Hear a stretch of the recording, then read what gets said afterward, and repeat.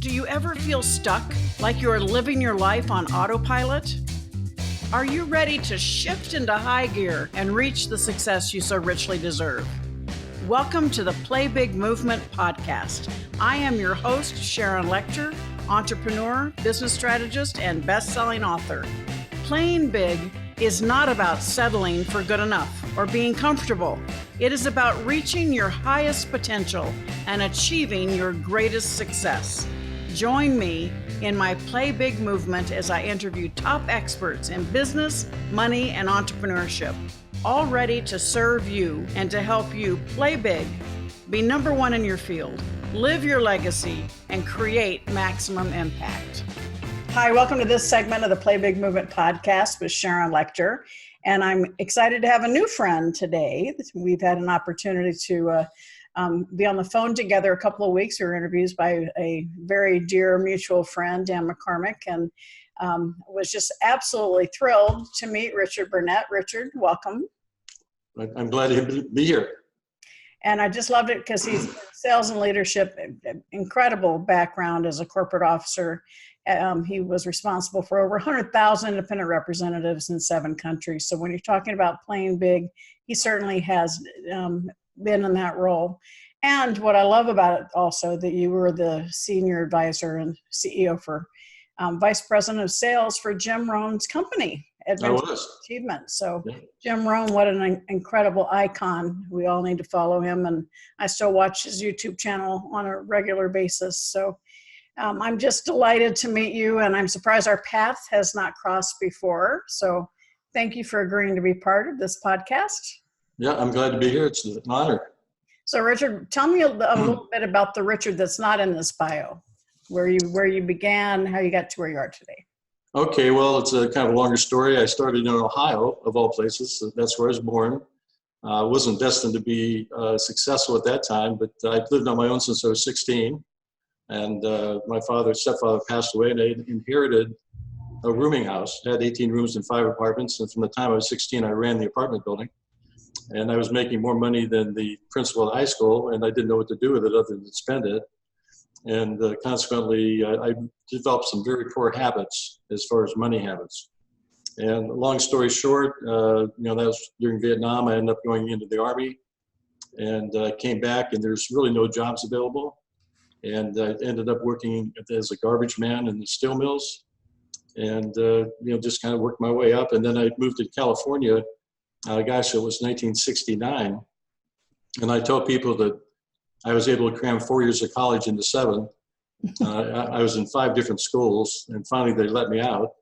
And then in 1971, I stumbled across what would be called now a network marketing company, and it was called Stay Power, which is a division of Holiday Magic. So that kind of gets us up to the adult period.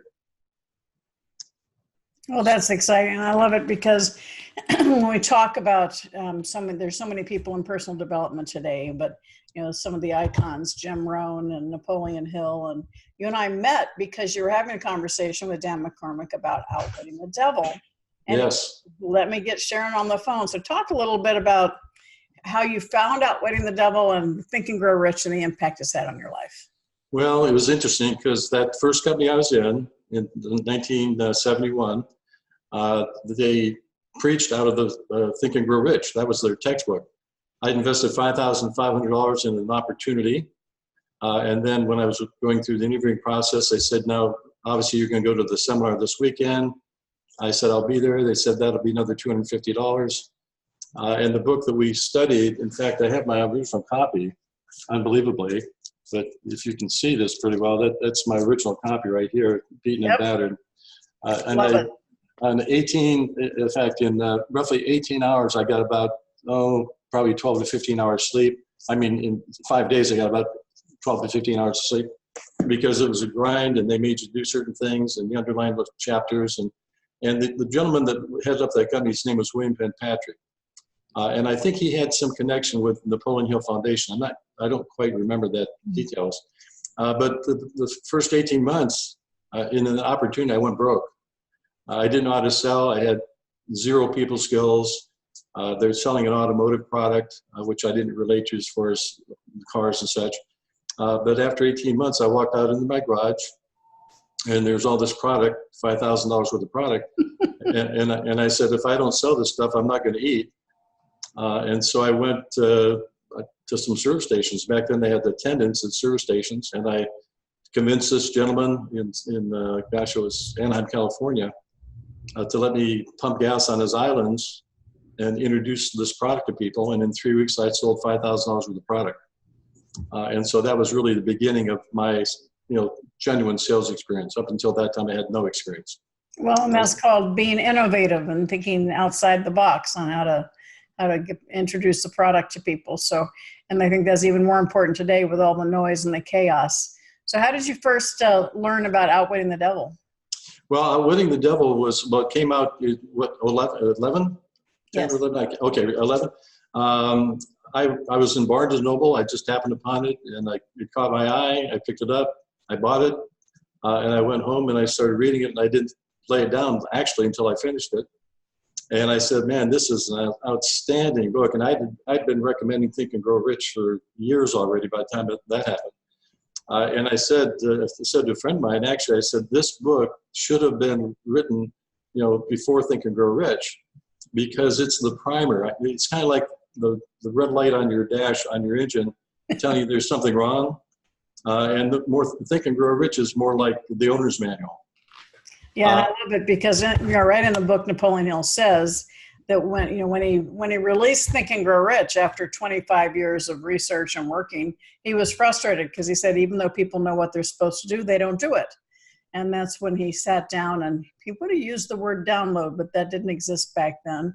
He kind of delivered to him the thoughts behind Outwitting the Devil, and he wrote it in just a few short months. And it is amazing. And the fact that it was locked away for 73 years is interesting.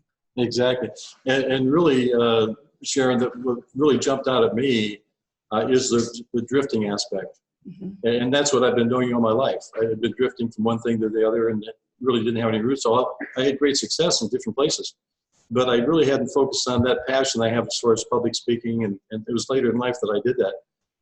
But I have recommended the book Outwitting the Devil to tens of thousands of people. Well, I appreciate that. And the Napoleon Hill Foundation appreciates that.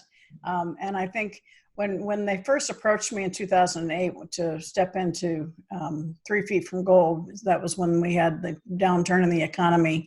Our goal was to reinvigorate the teachings of Napoleon Hill. And certainly we've had great success with 3 Feet from Gold. But I think Outwitting the Devil has really achieved that because it's really opened the minds of the younger generation. And it's been really wonderful to see the reaction we've had to it, because you just never know when you come up with something new that with that title.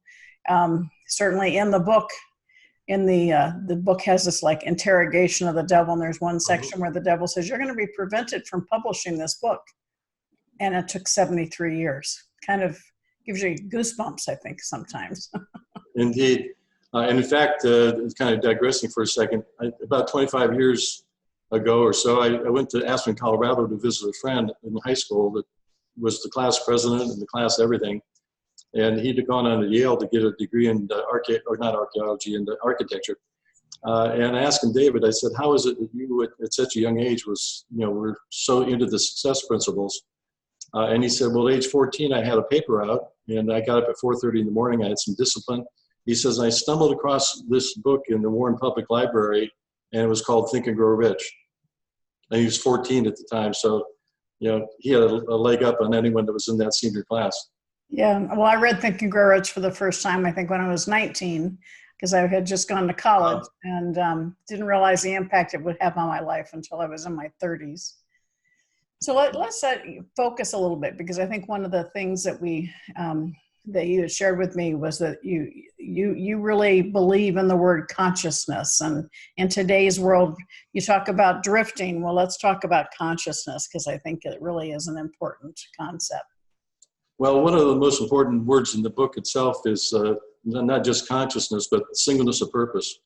And until a person really gets zeroed in on what their not just their desire, but their gift is, because we're all told that your gift will make room for you. They're really kind of a ship without a rudder. And so consciousness really is the glue that holds it all together, and it's what I consider to be the one one of the most important words in the English language. And I study consciousness. In fact, I was going to share with you, I think I told you when we spoke first, I've got 26 pages, I don't know how well you can see them, of things I read over every morning at 6 o'clock. It takes an hour and a half. I've been doing it for 20 years, 25 years. And it's amazing to me when I go back over these things, even though I go over them all the time, something jumps out at you. You know, a word, a phrase, a paragraph, and it just kind of, the light bulb goes on as far as the importance of that particular idea at that particular time. The people that overlook consciousness are really robbing themselves of their better future. Well, and I think I tell people all the time, I read Think and Grow Rich every year. You know, it's always on my desk. Yep. It's right here. I read it every year, and I say, the book doesn't change, but I do. Exactly. You know, when you read it, whatever you need to really see at that moment is what's going to pop out for you. And that's why people that are huge fans, all of them say they read it regularly. It's not something you read one and done. It's you go back to it because there's so much wisdom packed into the book that different things will come to you when you need them. You know, when they say that when the student's ready, the teacher appears. Well, wherever you are, there's something in Think and Grow Rich that is there waiting for you. So, but let's talk a little bit about when did you first read it? It was when you first picked up Think and Grow Rich. It was October 27th of 1971. And that was really the beginning. I've read the book 100 times now. I really quit counting how many times I read it. But the challenge with most people is they're so busy with their day-to-day lives that they really don't take the time to reflect in terms of the things that are essential for their success. And part of that situation is such there are so many distractions. And the key is to keep negativity out of your life, because whatever you dwell upon, you're going to draw to yourself. And in today's world, it's much more challenging to do that with the internet and all these video games and everything, as far as children growing up in a different atmosphere. It's more and more difficult to get them focused on what's going to be important for them to succeed. Well, and I think that brings us back to the word consciousness, but also the drifting concept that's in Outwitting the Devil. Even though it was written in 1938, it's so relevant to what's happening today, because so many young people and adults go with the flow, right? They don't, absolutely.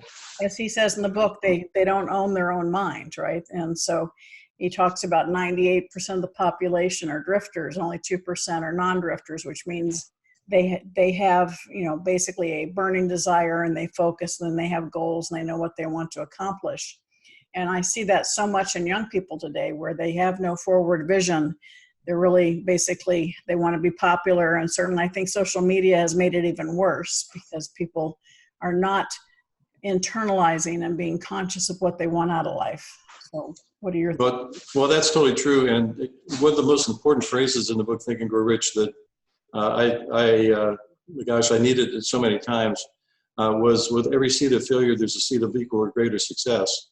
And I can think of probably 30 or 40, 50 times over those course of years, or 40 years or so, that I kept coming back to that. And Jim Rohn said, one of his famous quotes is that if you did not have the ability to achieve your goals, you would not have the desire. And that is so crucial, because if, sometimes people get into self-doubt, and they maybe don't have a positive environment or people that are supportive of them. And it's easy to drift out of the positive side of life and start concentrating on things you shouldn't be concentrating on. Yeah, it's so true. And I think, this is a good point to transition, because I know you and I are both passionate about teaching young people, and that you're very passionate about teaching all ages the principles of high achievement. Is something certainly I'm focused on financial literacy and financial education, understanding how to making those choices. Because I often say each of us are where we are today because of the choices we made before today. And if we want something different in our life, we just need to make different choices. And the sooner we can teach our children that. But exactly what you just said, I think one of the reasons so many children don't have the self-confidence they need is they've never had to set a goal and achieve it, because they've been given anything they wanted.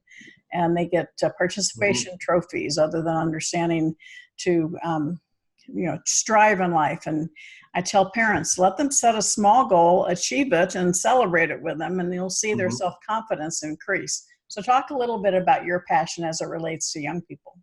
Well, I have a daughter is dear to me. That I remember when she was 4 years old, 5 years old, I started talking to her about concepts related to the things we're talking about. And I remember one day I was upstairs in the house and she was downstairs. She was 12 years old. And she said to her friend on the phone, Lindsay, she said, Lindsay, you just have to understand something. Successful people do things that unsuccessful people are unwilling to do. She was 12 years old. She went on to become a teacher, actually right there in Arizona. She's in Queen Creek. I think I may have told you that. Got a master's degree from ASU in early childhood development. And she's got two little girls, one 1-year-old and one 4-year-old. And I can just see in her the molding of their minds in terms, she walks in their bedrooms in the morning with that Bill Withers song, Lovely Day. And they all sing that it's a lovely day. And it's so much of what happens in the child's early years that it's negative in most cases.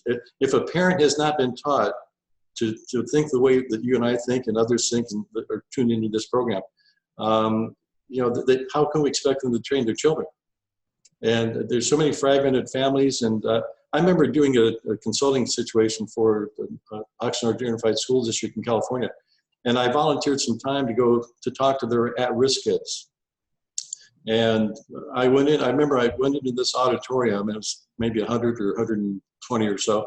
And they were so rude and throwing things. And I'm thinking, man, this is the last generation. I was more depressed that day leaving that school than any time in my entire life, because I realized that, we failed. As far as those children were concerned. Well, I understand. I mean, I'm not even sure if you're aware of this, but I created a game called Thrive Time for Teens that really instills, got a lot of humor in it so the kids enjoy it, but it also instills the idea of every choice they make related to how they spend their time and their money will drive them to success or not. And so it lets them learn these things in a safe environment, losing play money. And we've had the opportunity to use it in the schools here with their at-risk kids for several years, and we do it through high schools throughout the country. But it really is amazing to see the kids will say, "My parents need to play this." So absolutely, they know they need this information when it's presented to them. They go, "This is relevant. I need this. I don't need calculus." So it's something that unfortunately.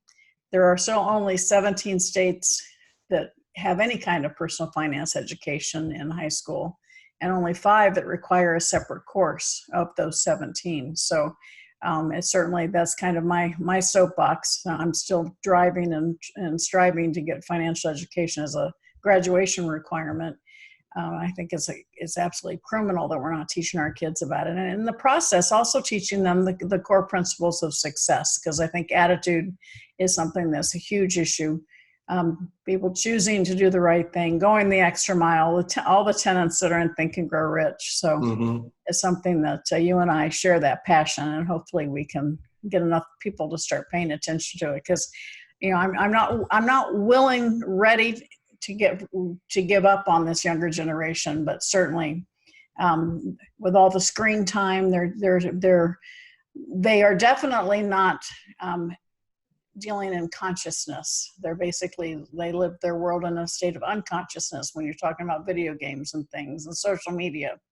So hopefully they'll wake up. I've been pleasantly surprised in the last couple of years with the young people that I've met that are striving and setting great examples for their generation. We just need to keep highlighting them and hoping that their influence will spread. So Richard, would you share with us what you are currently working on, your current projects, and how people can find you? I will. Richard Burnett group.com is my website, richardburnettgroup.com. They can reach me at richard@richardburnettgroup.com. And I'm currently working on, obviously, public speaking as far as leadership is concerned. I'm doing some seminars here in the Orlando area that are more high-end and more for like VPs of sales and such. And I've got a special project that I'll be announcing, I would think, in about 6 weeks or so. I don't want to let the cat out of the bag, but it's something I'm very excited about, and has something to do with, Sharon, what you've been talking about as far as the importance of people getting their house in order as far as financial things. Wonderful. So, yeah, I'm very excited about that. Well, I look forward to hearing more about that. And for all of you watching and listening, we're going to have Richard stay with us and do another recording here in a moment that will be part of the private Facebook group for the Play Big movement. So if you're not joined, please do. There's no cost involved. But these are people that have all committed to play big, go to that next level. And so, Richard, thanks for hanging out with me. And if you hold on a moment, we're going to say goodnight for the rest of the folks that were on this podcast. Thank you so much for listening. Richard, thank you for being with me. And all of you watching and listening, please go out and make a great day. And don't forget to play big means number one in your field, living your legacy, and creating maximum impact. Thank you for listening to this segment of the Play Big Movement podcast. Please subscribe to iTunes and leave us a review, as well as join us in other areas of social media, Twitter, Instagram, and LinkedIn at Sharon Lechter, and for Facebook, author Sharon Lechter. Thank you so much and have a fabulous day.